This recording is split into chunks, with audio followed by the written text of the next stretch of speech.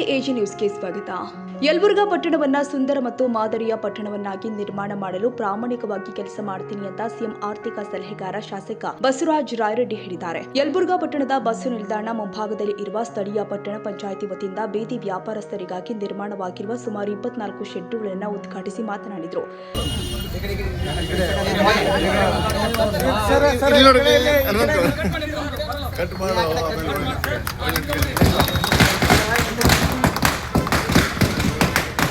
ಪಟ್ಟಣದಲ್ಲಿ ಇರುವ ಸಣ್ಣ ವ್ಯಾಪಾರಸ್ಥರಿಗೆ ತೊಂದರೆಯಾಗದಂತೆ ನೋಡಿಕೊಂಡು ಅವರಿಗೆ ಪಟ್ಟಣ ಪಂಚಾಯಿತಿಯಿಂದ 24 ಶೆಡ್ಡುಗಳನ್ನು ಸಣ್ಣ ವ್ಯಾಪಾರಸ್ಥರಿಗೆ ಅನುವು ಮಾಡಿಕೊಟ್ಟರು.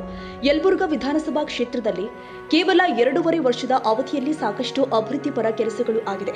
ಮೇಲಾಗಿ ಶಿಕ್ಷಣ ಹಾಗೂ ಆರೋಗ್ಯಕ್ಕೆ ಹೆಚ್ಚಿನ ಆದ್ಯತೆ ಕೊಟ್ಟಿದ್ದರಿಂದ ಹೆಚ್ಚಾಗಿ ಕ್ಷೇತ್ರದಲ್ಲಿ ಶಿಕ್ಷಣ ಕ್ರಾಂತಿ ಬದಲಾವಣೆ ಆಗುತ್ತೆ. ಅಲ್ಲದೆ ಪಟ್ಟಣವನ್ನ ಸುಂದರವಾಗಿ ಮಾಡುವಲ್ಲಿ ಪಟ್ಟಣ ಪಂಚಾಯಿತಿಯವರು ಮುಂದಾಗಿದ್ದಾರೆ ಎಂದಿದ್ದಾರೆ. ಸಂದರ್ಭದಲ್ಲಿ ಪಟ್ಟಣ ಪಂಚಾಯಿತಿ ಮುಖ್ಯ ಅಧಿಕಾರಿ ನಾಗೇಶ್, ಬ್ಲಾಕ್ ಕಾಂಗ್ರೆಸ್ ಅಧ್ಯಕ್ಷ ಕೆರೆ ಬಸಪ್ಪ ನೆಡಗುಂದಿ, ಡಾಕ್ಟರ್ ಶಿವನಗೌಡ ದಾನರೆಡ್ಡಿ, ಮಲ್ಲಿಕಾರ್ಜುನ ಜಕ್ಲಿ, ಡಾಕ್ಟರ್ ನಂದಿತಾ ದಾನರೆಡ್ಡಿ, ಸಂಗಣ್ಣ ತೆಂಗಿನಕಾಯಿ, ಹನುಮಂತಪ್ಪ ಭಜಂತ್ರಿ, ರಿಯಾಜ್ ಕಾಜಿ, ಶರಣಪ್ಪ ಪೂಜಾರಿ, ಅಶೋಕ್ ಪಾಟೀಲ್, ಎಂಎಫ್ ನದಾಫ್, ಪಕ್ಷದ ಮುಖಂಡರು, ಪಟ್ಟಣ ಪಂಚಾಯಿತಿ ಸಿಬ್ಬಂದಿ ವರ್ಗ ಹಾಗೂ ಸಣ್ಣ ವ್ಯಾಪಾರಸ್ಥರು ಭಾಗಿಯಾಗಿದ್ದರು. Andappa Kodura, Koppal, AG news.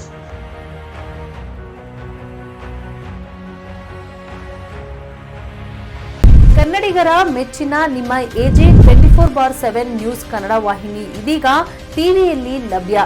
ವೇಳೆ ನೋಟಿಸ್ ಕೊಟ್ಟಿದ್ರೆ ವಾಪಸ್ ತಗೋತೀವಿ. ಇವತ್ತು ವಕ್ಫ್ ಪ್ರಾಪರ್ಟಿ ಅಂತೇಳಿ ಬರ್ತದೆ ಅಂತ ಹೇಳಿದ್ರೆ ರೈತರು ಬೀದಿಗೆ ಬಂದು ಏನ್ ಮಾಡ್ಬೇಕಾಗತ್ತೆ? ಯಾರು ವೋಟ್ ಹಾಕಲಿಲ್ಲ ಅಂದ್ರೆ ಗ್ಯಾರಂಟಿನೆಲ್ಲ ಸ್ಟಾಪ್ ಮಾಡ್ಬಿಡ್ತೀವಿ.